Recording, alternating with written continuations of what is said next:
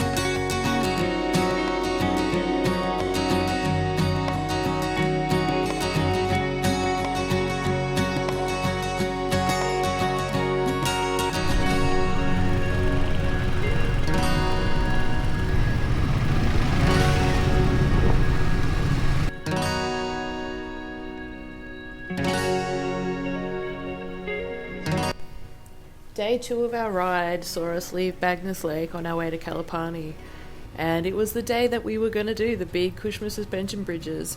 We started out the day riding through some beautiful forests, and then you roll up to the bridges, and it doesn't quite register at first, Just this narrow line stretching across a huge valley, hanging high above the river below, like really high. Then you get closer and you realise you're actually going to ride across that. The bridge itself is solid, like it's steel the whole way, well built, not nearly as sketchy as it looks from a distance, and it barely moves under you. But it's the exposure that gets you, that long drop off either side if you let your mind wander. And just to keep things interesting, you're not the only one out there. You've got to thread your way past people walking across, giving a nod, a bit of space, and another fun little challenge. You pick a line, you stay loose, and you just keep it steady. Halfway across, you can't help but glance up. The scale of the place just really hits you all at once. It's one of those moments where you're completely present because you kind of have to be. And then, just like that, you're off the other side. The adrenaline's up, a huge grin on your face, everyone cheering, and you're already thinking, yeah, let's do that again. Little did I know, we'd be going across a whole bunch of suspension bridges on this group ride.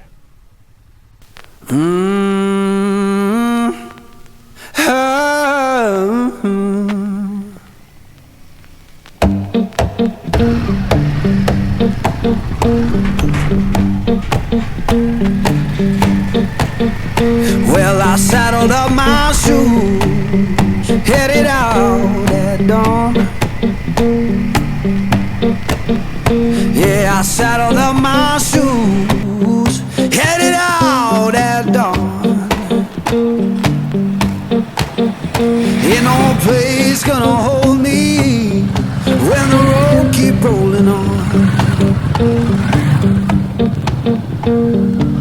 Left my baby crying, said you can't live that way. Left my baby crying, said you can't live that way. I told her love ain't chained down, it just comes and drifts away.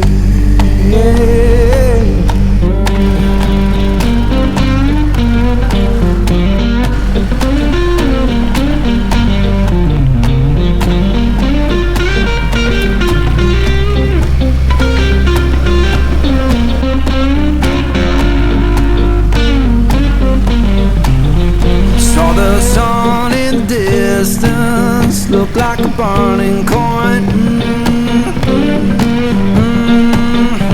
Saw the sun in the distance, looked like a burning coin.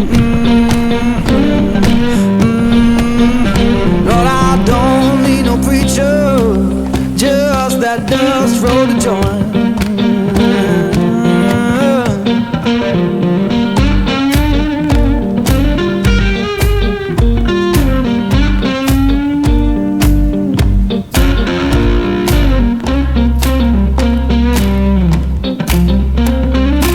Up early this morning, everyone's still in bed and the weather's cleared. It is beautiful here this morning. We're surrounded by snow-peaked mountains all the way around. It's a great place. We're heading that way this morning, up into those mountains. Yeah, they're going to be excited when they get up this morning. Morning, Gaz. What do you reckon? Oh, how's good's that backdrop, eh? Have a look. Spectacular. Excited for today? Very excited. So we're heading that direction. So it'll be very cold today, I think. yeah, keep climbing though. We've got another 1,000 or 1,200 or more to climb today. So still deciding whether to do the fountains or not. yeah, It's going to be hard. Oh, you've got plenty of sins you got to wash away. So There we go. yeah.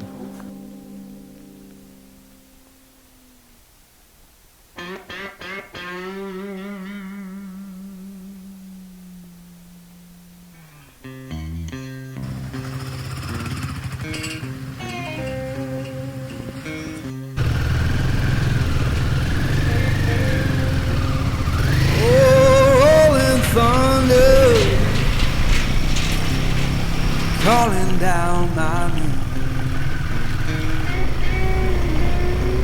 Why don't you hear me wander? Ooh, Traffic closed.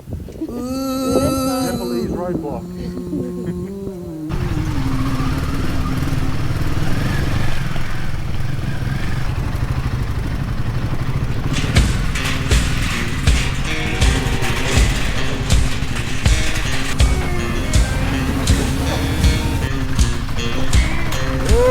Midnight highway, shining just like sin. Why don't you hear me wonder?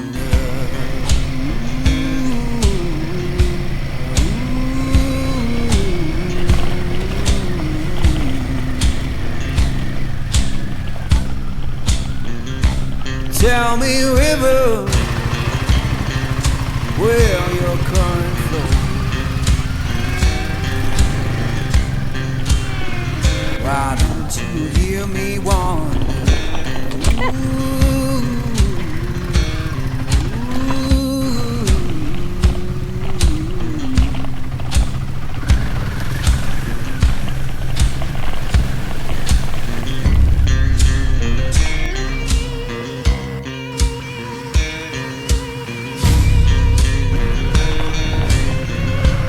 Oh, stop your freight train. Let a lost man ride.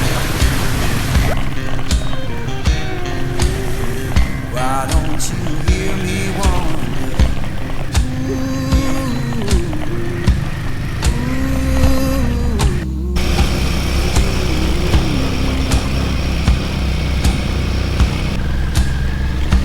Fare you well, darling, ain't coming back no more. Why don't you hear me wonder?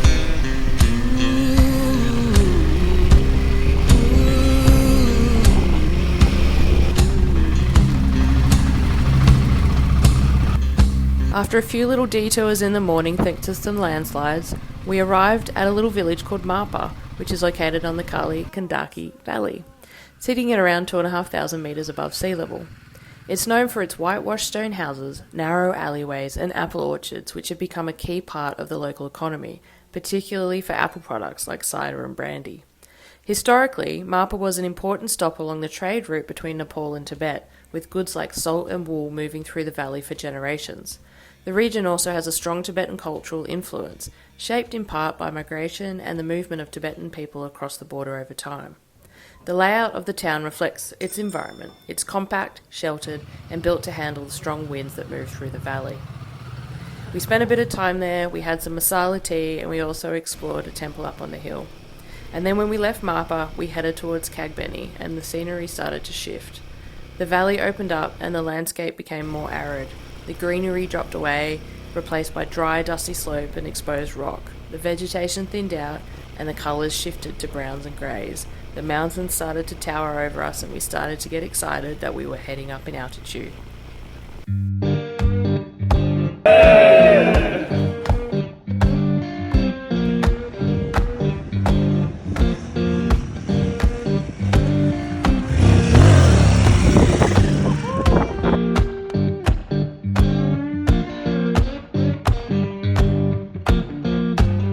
Magnolia town was humming, smoke lay on the ground. Yeah, Magnolia town was humming, smoke lay on the ground.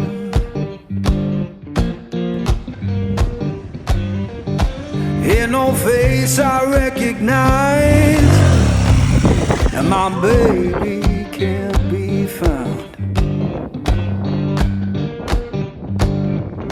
I left that place in summer, swore I'd be back by fall.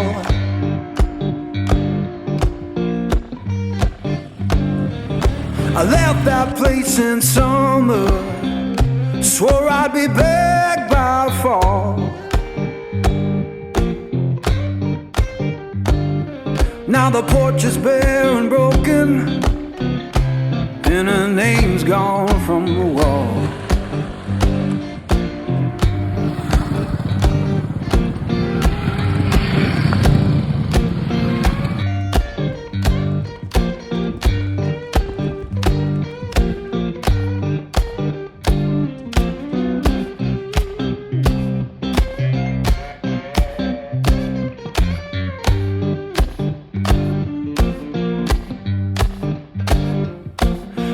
Church bell moaning down on Beale Street South. Day 4 would take us from Mukdana into Upper Mustang, heading north towards Lomantang. I was so excited for today. I have been wanting to get up to Upper Mustang since I was 20 years old. It is a highly remote place, it takes a long time to get there, so going on a motorcycle is the best way to get up there. This is part of Nepal that feels completely different from everything before it. And Upper Mustang was only open to outsiders in the early 1990s, and even now access is restricted. For centuries it was part of the former kingdom of Lo, with strong cultural and historical ties to Tibet. That isolation has helped preserve both the culture and the landscape. It is a truly unique, special place, and it is like nowhere else. As we rode further north, the terrain became stark and exposed, deeply eroded cliffs, layered rock formations, and vast open valleys carved out over thousands of years. The colours shifted constantly, reds, ochres, yellows. It was almost unreal at times. We were constantly pulling over just to take it in. It's often described as a high-altitude desert, sitting in the rain shadow of the Annapurna and Dhaulagiri ranges. Very little vegetation, very little water, and just wind, dust, and space. The roads cut through it all, widening along ridges and through canyon walls with views that stretch for miles. It's the kind of place where the scale is hard to take in, it's hard to explain, and the riding feels completely small in comparison.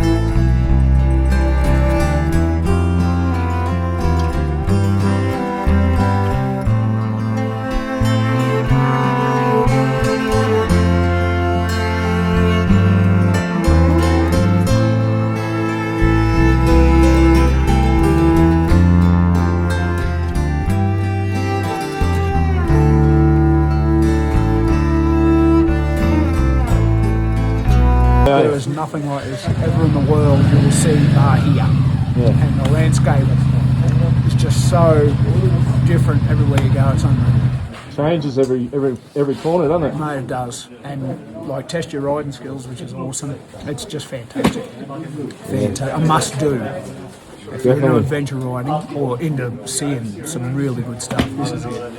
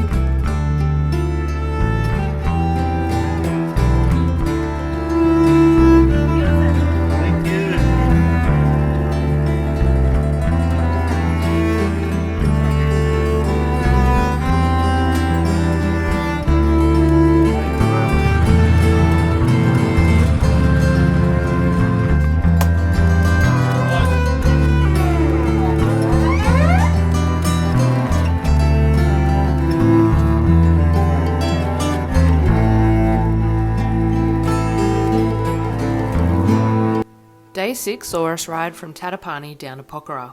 Pokhara is Nepal's second largest city after Kathmandu, sitting around 200 kilometres to the west. It's the capital of the Kandaki province and a major tourism hub, largely because of its proximity to the Annapurna range and its lake, especially the beautiful Fewa Lake. A lot of the major trekking routes start or pass through here, so it's a bit of a gateway town for people heading into the mountains. It was a shorter day for us, mostly road riding, which after the last few big days was actually a welcome break.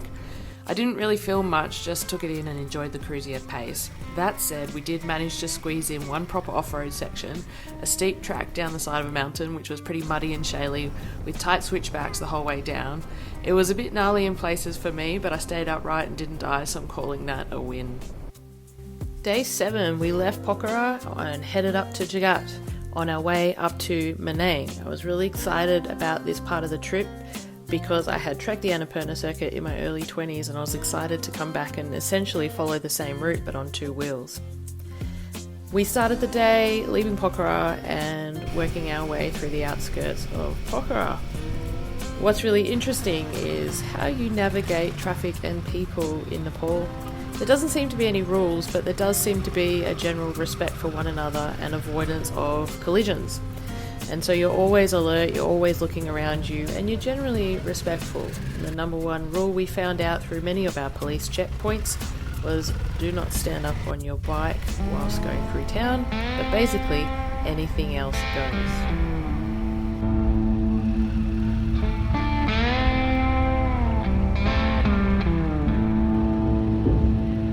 Himalayan road, a winding snake.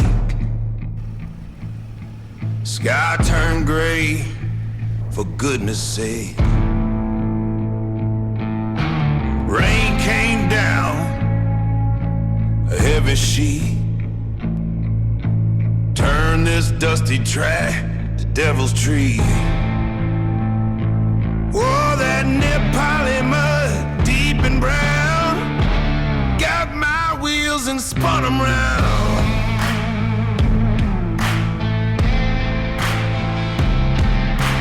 Engine screams a mournful sound, stuck right here on holy ground.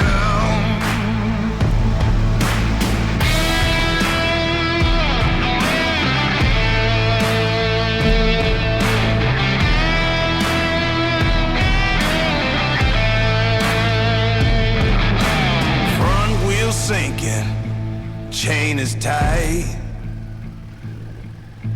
losing ground and losing light.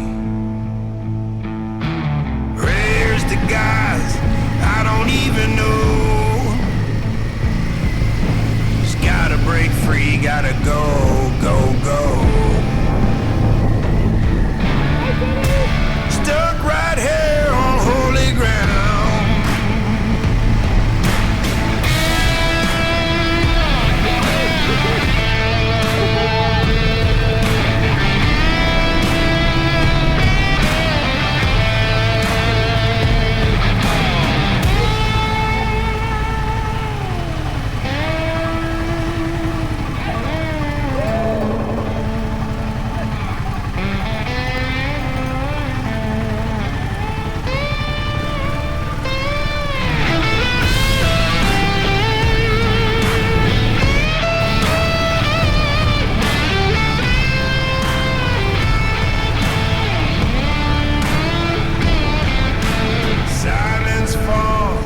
Just the pouring rain.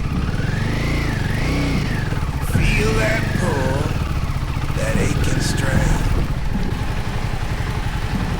One more heat with all my brain. Gonna get out of this dark night.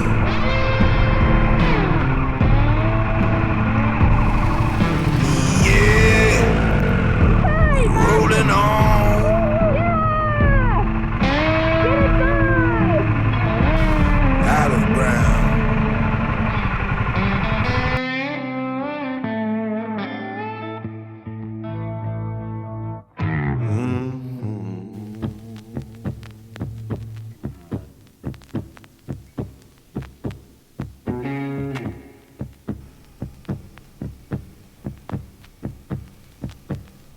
Got a black king glitter,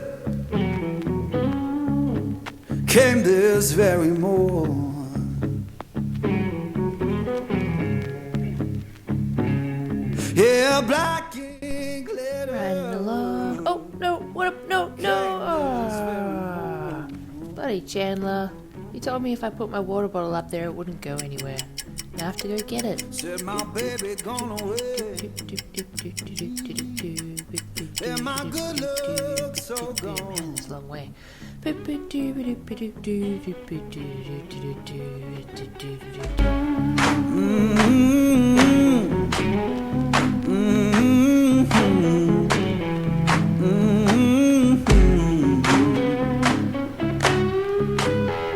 Folded that paper, laid it on my bed.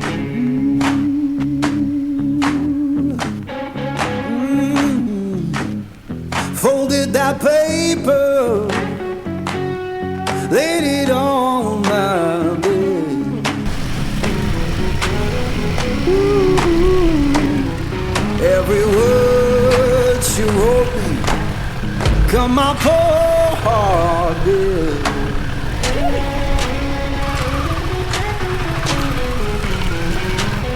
Sun don't shine no more, rain fall through my road. Sun don't shine no more, rain fall through my road.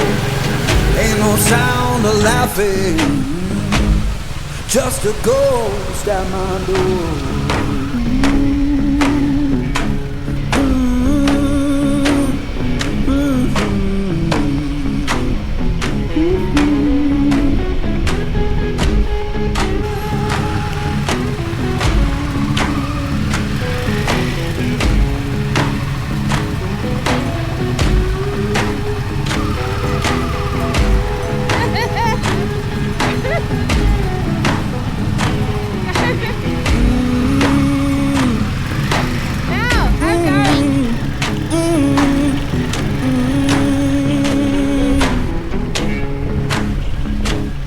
I said, Lord, have mercy, take this pain from me.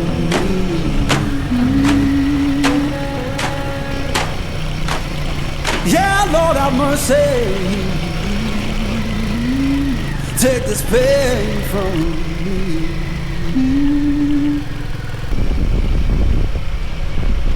If I can't find peace in living, let that river set me free.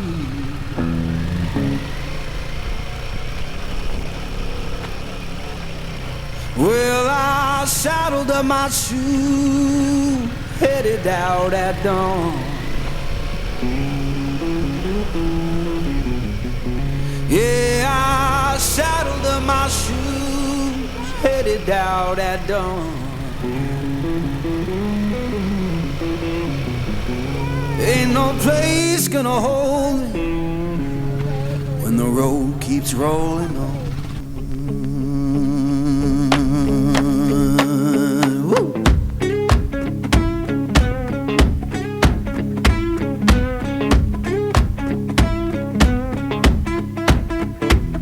Yeah.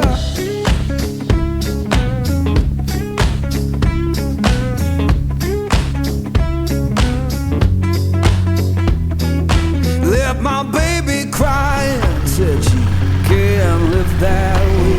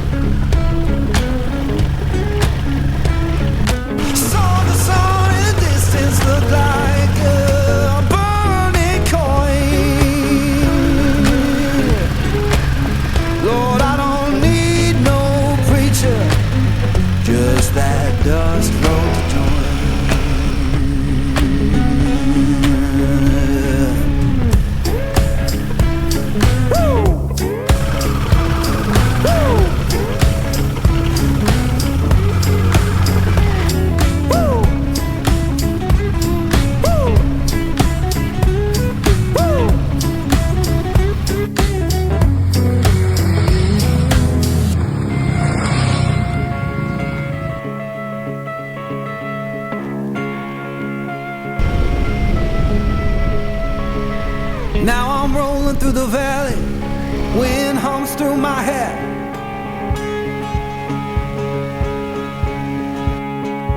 Yeah, I'm rolling through the valley, wind hums through my hair. You can tell my woman I'm gone and I ain't coming back.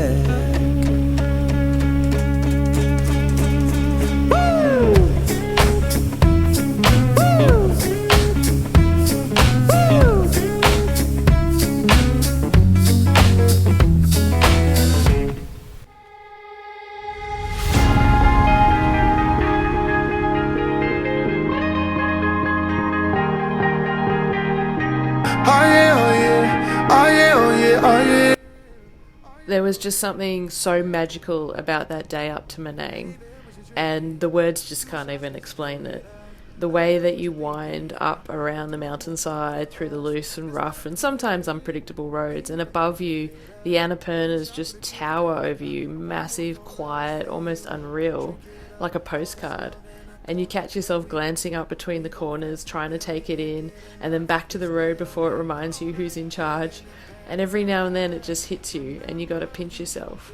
You're out here on two wheels in a place you've only ever kind of really seen in photos, or for me it was a memory from 20 years ago when I trekked the Annapurna circuit. But here I am on a motorbike.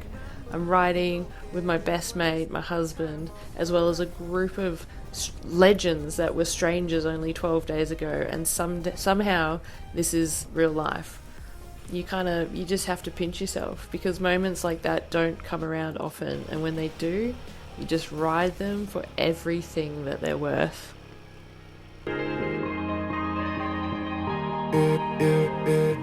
Don't look at the past, no, we're not going that way. Oh, now make it last, make it last to the break of day.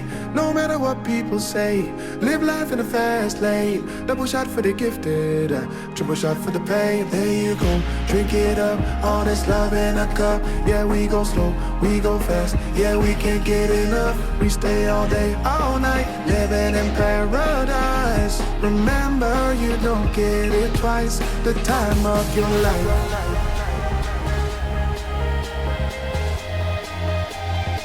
This is the time of your life. Remember, you don't get it twice, the time of your life.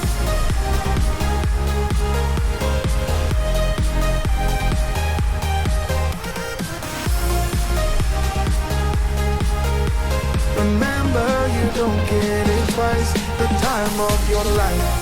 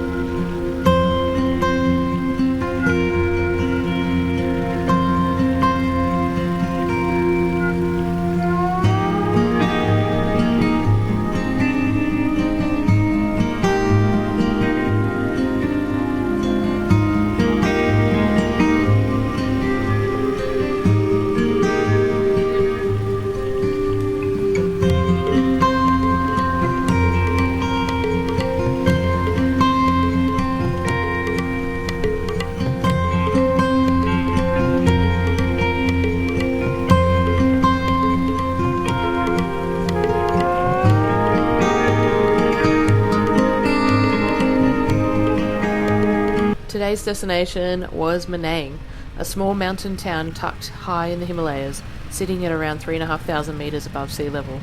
It's a key stop along the Annapurna circuit, where trekkers and the odd group of riders like us pause to either take the sights in and head back down, or acclimatise before heading higher into the mountains. From here, many go on to cross the Thorongla Pass, one of the highest trekking passes in the world at 5,500 metres. At this altitude, the air is pretty thin, the landscape really opens up, and everything starts to feel a little bit more remote. Despite how isolated it feels, Manang has a long history as a trading hub between Nepal and Tibet, and you still get the sense of people passing through all on their own journeys. These days, it's a mix of stone houses, small lodges, bakeries and dusty streets set against some of the biggest peaks in the world, The Annapurnas truly tower over this beautiful little town. When we passed through, it felt unusually quiet. Tourism had dropped off, with global events keeping numbers down, and you could kind of feel it in the stillness of the place, but it was still beautiful. It's one of those towns where everything slows down, not just because you have to, but because the mountains just make you. It was absolutely stunning.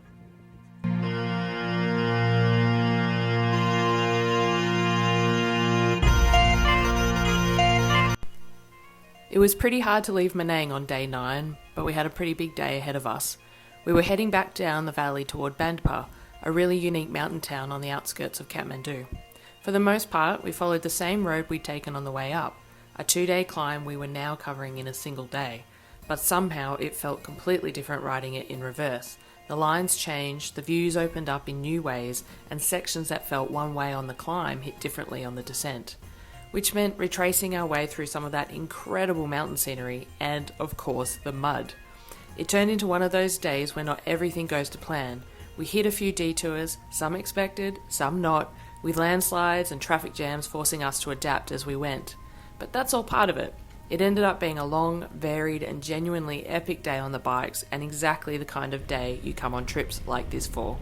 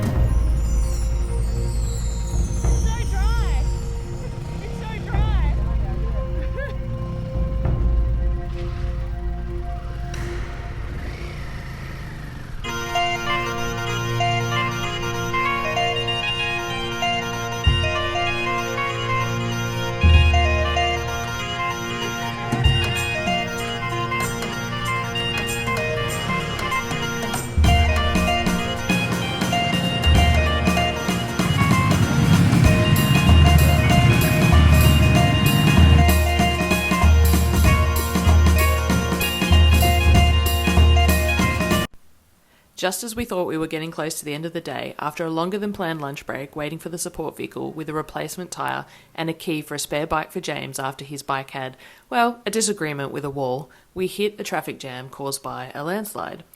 That was the first one. Once we got through it, we ran straight into another, and this one looked pretty much impassable. So we turned around, backtracked and cut across the river, eventually finding ourselves on a recently constructed bridge at the end of what could only be described as a goat track. And naturally there was another goat track waiting for us on the other side. It was a pretty welcome relief when we finally rolled into Bandpa.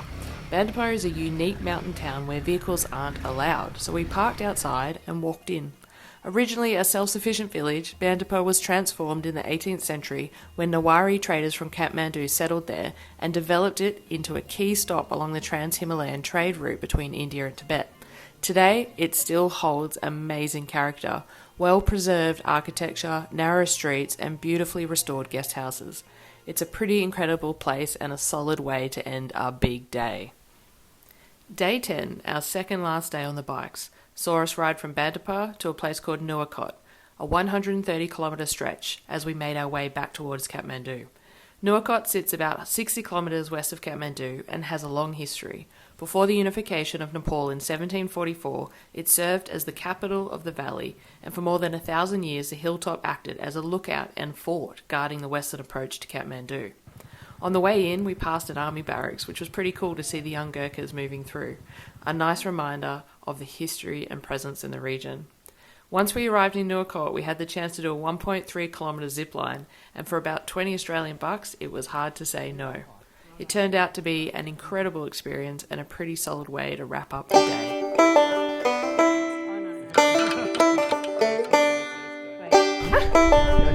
Rachel? Where are you from? Australia?